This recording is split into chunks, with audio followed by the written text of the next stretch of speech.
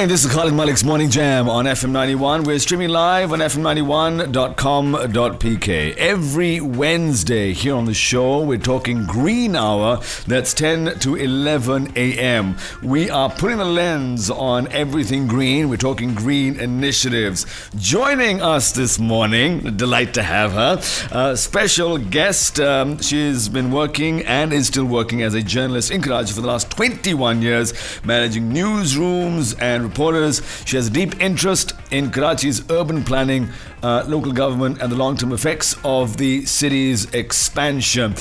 She teaches writing and sub-editing, amongst other things, the production of multimedia stories, mentoring journalists on, I love this, ethics, structure, mapping and data stories. Joining us this morning is Mahim. Maher, what a pleasure to have you here this morning. Mahim, thank you for joining us. Hello Khalid, it's nice to see you again. And to hear you actually. This is Green Hour with Mahim. Now, at the outset, you've been an investigative and digital journalist writing about water and other urban issues. How did you get here?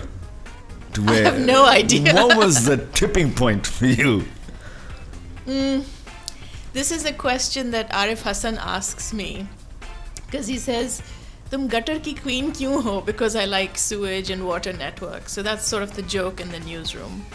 I don't know. I was the city editor at Daily Times back in the day, and so we were looking at Karachi's daily coverage, urban coverage, and. Right. I'd look at the pavements and it's just me going around the city and, as someone who lives in the city, how I experience it.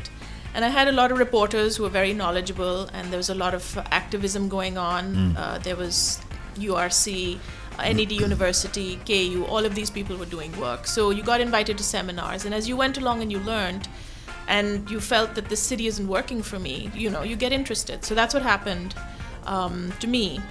And I realized that there weren't a lot of people really properly reporting on these things. So I was interested and I'd force reporters kicking and screaming to go cover things more in depth. Yeah. So that's kind of where it started. But I think the kira is because I was born in London and I lived in Montreal for 5 years. And when you've experienced really good urban infrastructure, and you come and live in Karachi, which is a beautiful city. Like, I love its mess. It's nice of you to say that, by the way. You love its mess? Yes, I love all the dirty, ugly parts of Karachi.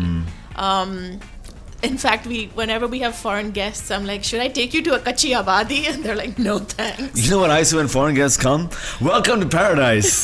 That's what I say. Yeah, so, I mean, it's a fascinating city. Yeah. So that's where it started. And then when you know what good infrastructure looks like, what a pavement is to walk on, or when it rains, how the water goes away, then when you see what happens in Karachi, you're like, what's going on here?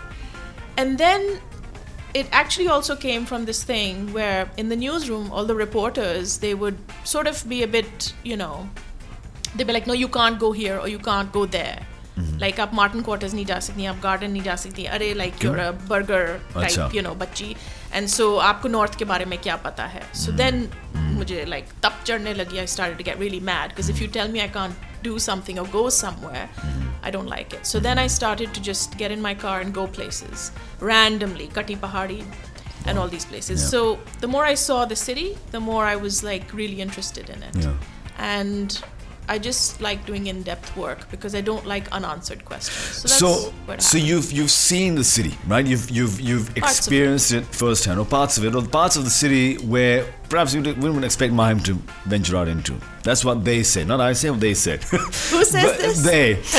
But so, what was there a discovery? Because when I go around the city, and I, as a Karachiite, born here, born in North, and I remember when we'd visit our relatives in North, and to when I see North what it is today, and some of the other places like PIB. PIB was at one point the place to be, right? The colony to be. I really like that neighborhood actually. And people tell me कि जब वो रहते थे 80s 90s तक कायद आज़म का मज़ार नजर आता था वहाँ से. अब तो गाड़ी भी नहीं गुजरती वहाँ से. बहुत मुश्किल है. I mean, this ongoing mess that doesn't seem to, why is it where we are? that's a really big question. I can't answer it right now in a proper way, but I think two things are important. Karachi is a powerhouse economically, so it's attracted wave upon wave of migrants. So the city's had a lot of people just kind of come in waves. And it's up until the 80s, you had good planning for it, reasonably, KDA and all these institutions. Even North Nazimabad. Yeah, very beautiful. Like my dream is to have a Nazimabad number 3 wala ghar behind La Roche, right? Like an Art Deco, JJ School of Art, rotunda, like veranda kind of house. So it was a very good city, but then no city can take that many people. And then if you have really bad governments gutting out institutions like KDA, the water board, and these important utilities and civic providers, then it's all downhill. And then people, I mean, income inequality and the rich not really caring about what happens to this city. And then you have institutions like the army or the cantonments and the DHAs of the world coming up. And then people want gated communities. So you have Bahria town and you have DHA city coming up eventually as the city expands. So there's a lot of these divides that have played a part in it. The institutions and the government bodies that are supposed to do stuff like CDGK or KMC or the cantonments, etc. So it's a whole like picture that developed over the last, I would say, 20-25 years. But it did have good government at one point. Yeah. You touched upon how Karachi, what I feel has no choice now but to expand.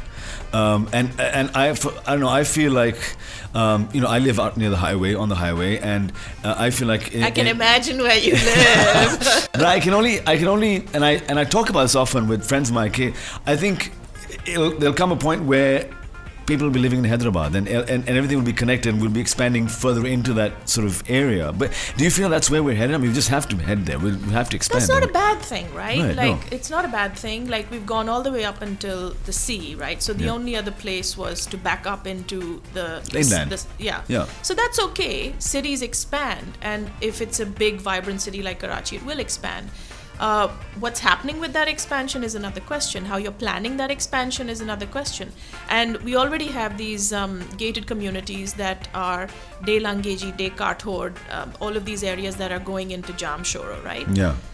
That's one kind of expansion, and the other is upwards. Mm-hmm. So in the Kachi Abadis and the slums, you see them building upwards because people want to stay all in one family unit, and they want to stay close to their work. Right. So we never really built housing for people close to their work. Right. And so it's going upwards. They can't afford plots, so they have flats, but even flats are quite expensive now. Yep. So and expansion is not a bad thing, but you need to give them road and BRT networks or mass transit. You need to ensure there's water. I think Karachi is like 5 different cities in one. So the government model has to keep up with that as well. Like Bahria town, is it going to be another constituency? Is it like what's going to happen with the elections there? Like, it's a huge area, right? Yeah. So these are things I wonder about. I love that you bring up the expansion. You bring out transportation and roads, because everyone's been talking about the Malir Expressway and how I think they were supposed to release a report of the environmental impact. Can you fill us in on what's happening there? Okay, so the Malir Expressway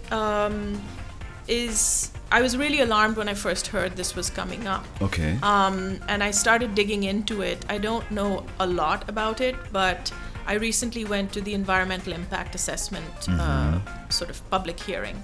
So when you have any big building thing that the government wants to do in a city like Karachi, and it's a project that is going to take millions of rupees and is going to be built on the land and affect people, they have to go through different processes. And one of them is obviously checking if it's going to damage or have an impact on the surrounding environment, right?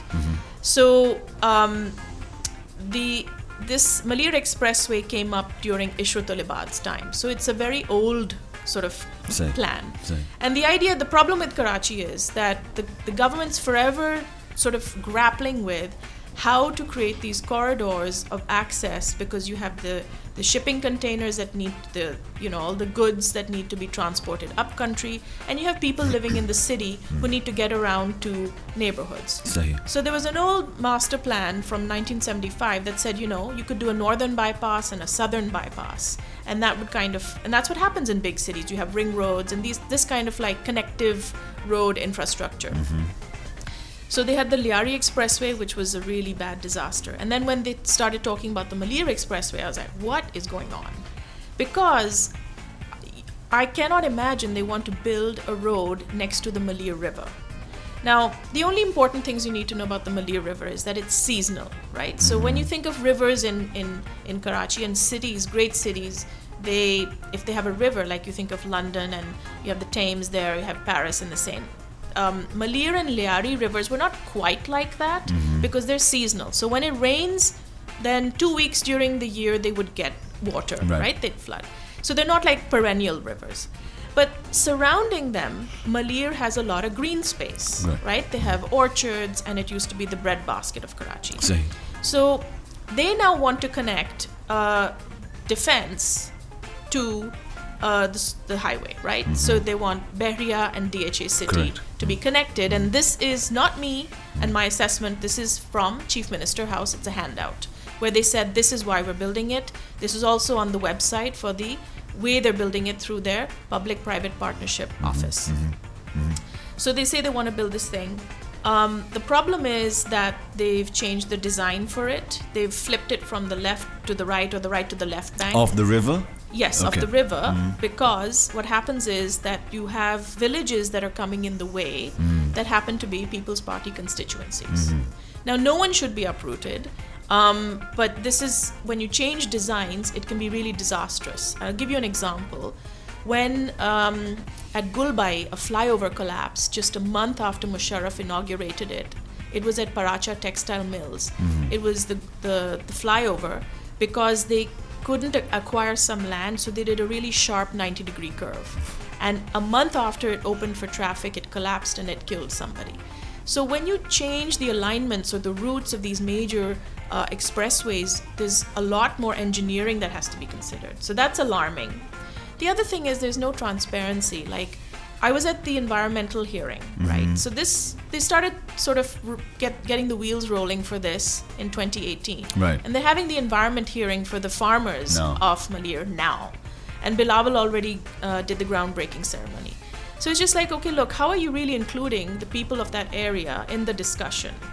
And it was really sad because at the hearing, this NESPAC guy, they did the whole environmental study. He went on giving the method by which they had studied it, but not the results. It's a real clever way of doing it. That we interviewed 20 women and 24 men, and we looked at these areas. Well, what did you find? He didn't share that in many instances during that hearing.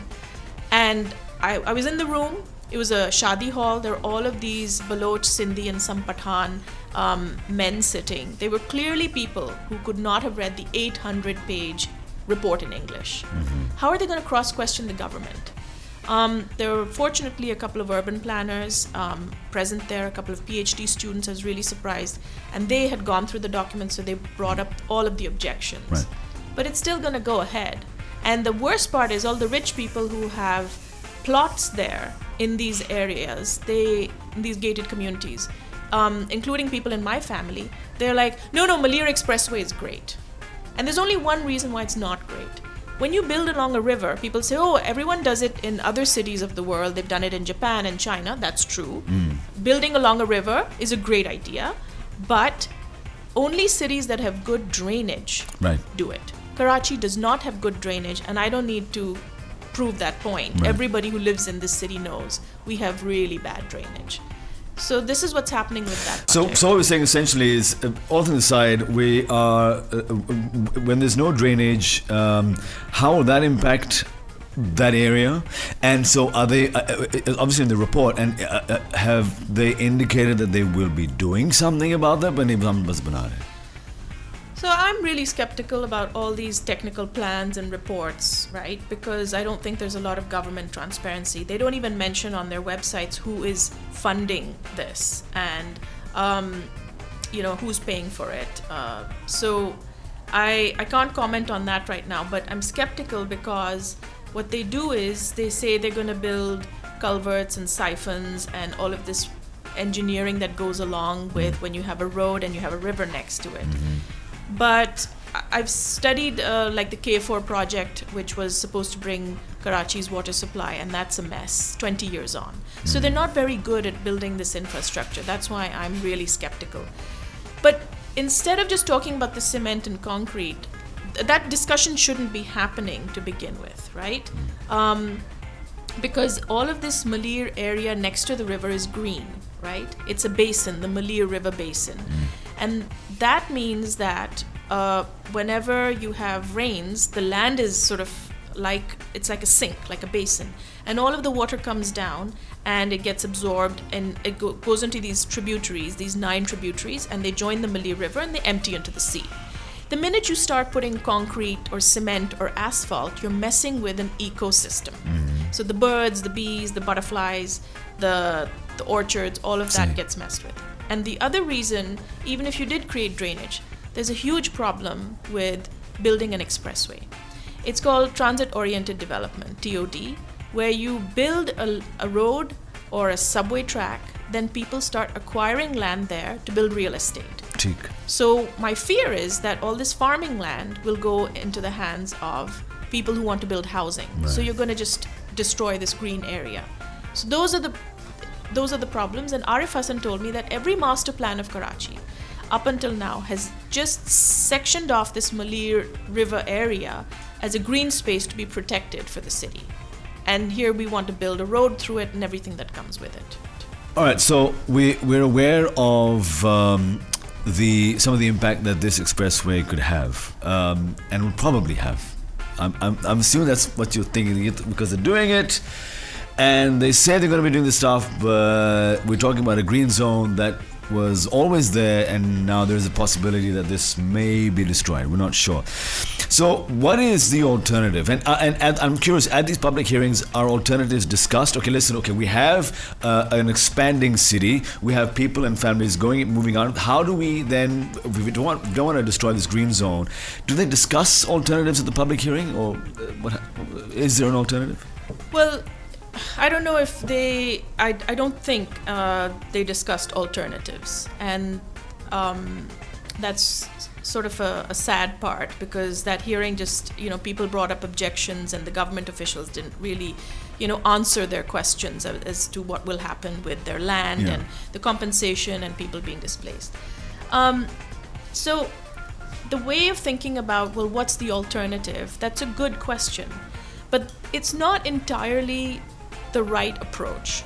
So if you have a city like Karachi, which is so big with so many people and different needs, what ends up happening, in my opinion, is that if you're not working according to a plan, then powerful interests like real estate tycoons, they're going to just come in and they're going to buy off people in the government, and they're just going to put down infrastructure that suits them.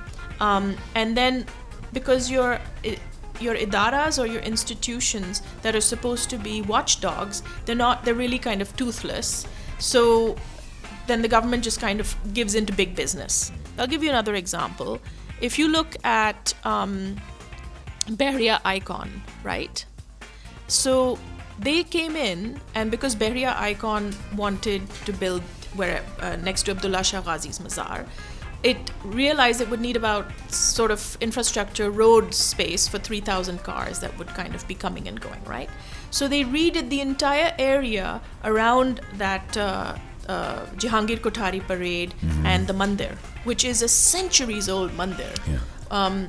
So the entire area was revamped just to suit one real estate project. Right. And the same things happened on the superhighway.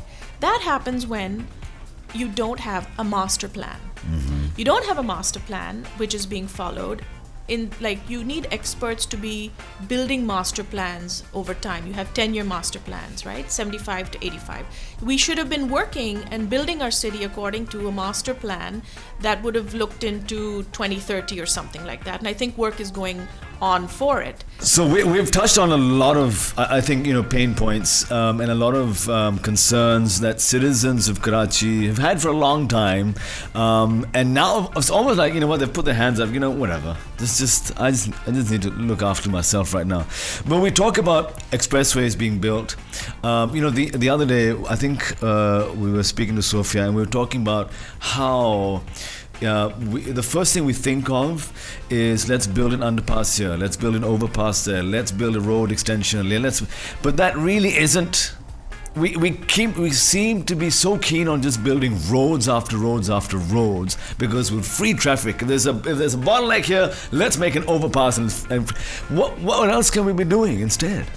I understand the love affair with roads, but you have to remember that is for people with cars. Yeah. So in Enrique Peñalosa, who used to be the very sexy mayor of Bogota, he proved with Transmilenio, the BRT, that it is undemocratic that a car with one person takes up this much space on the road, but a bus that could take 30 people should get that space. Right. So it's a question of democracy, Right. right?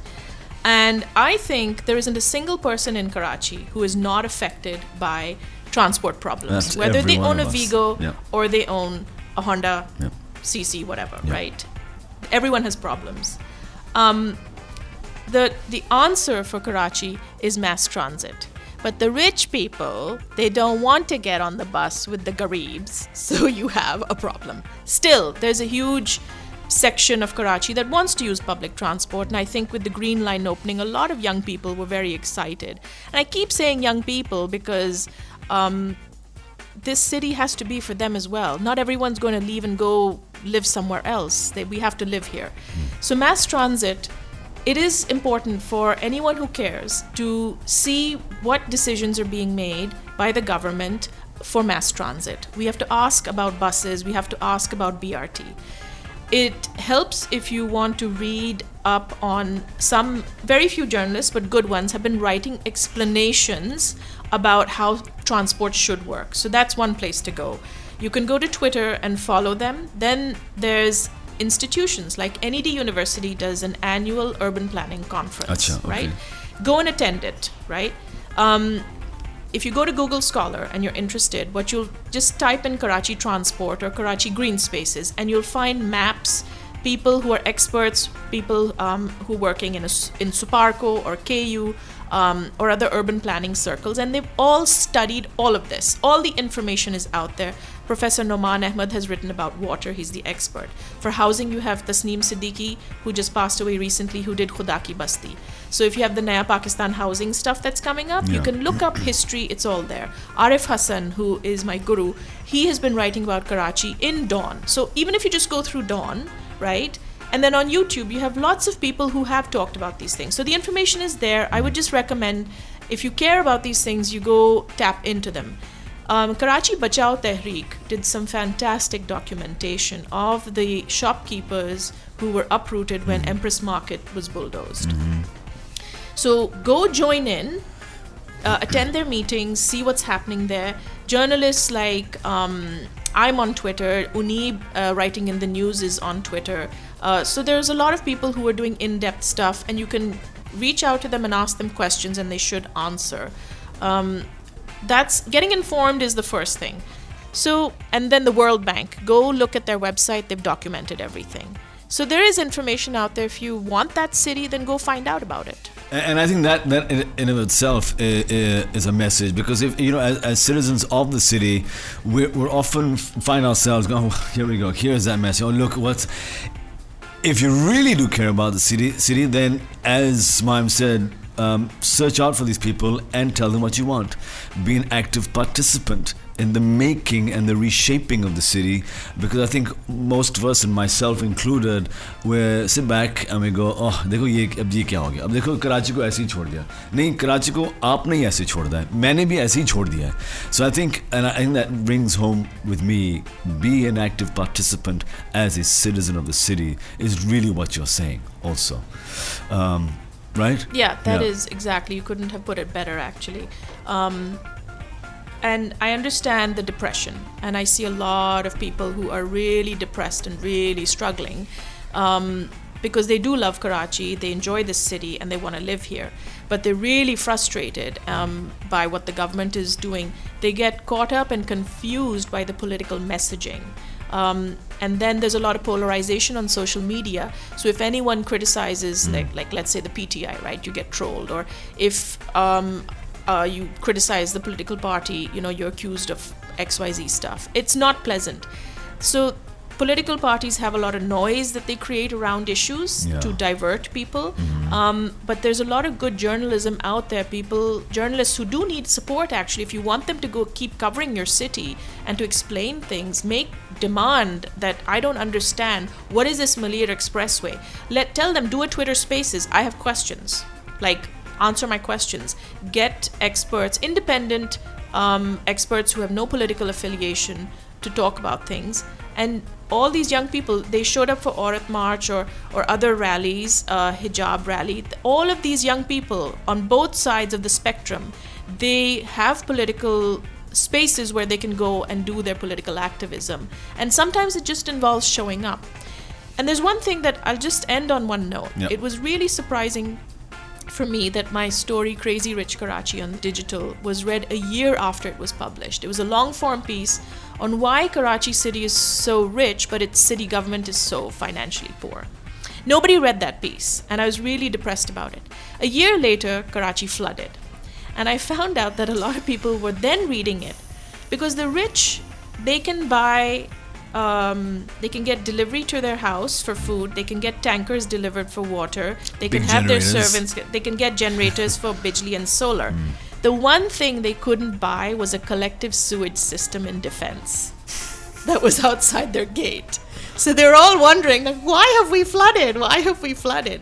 So you have to understand what's going to happen in Karachi because it will affect you, your kids, or your parents as they get old. Not everyone's going to move to Canada. So use whatever you can to kind of demand better government. Mahim, this is probably one of the most mind-opening and eye-opening discussions we've had on Green Hour. I think everyone will agree. Thank you. If we have questions, you want to get in touch with you, how can we get in touch with you, Mahim? I am on Twitter, Mahim, Maher, and I would love to connect people if they have questions that I can't answer, because I have a whole network, so we're happy to share information. But please don't DM me dirty pictures. I really don't want that anymore.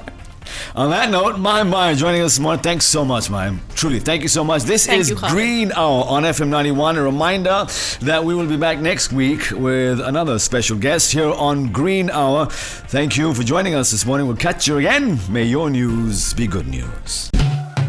FM91 presents Green Hour on Khalid Malik's Morning Jam. Watch the episodes on digital platforms of FM91, News 1 and TV 1.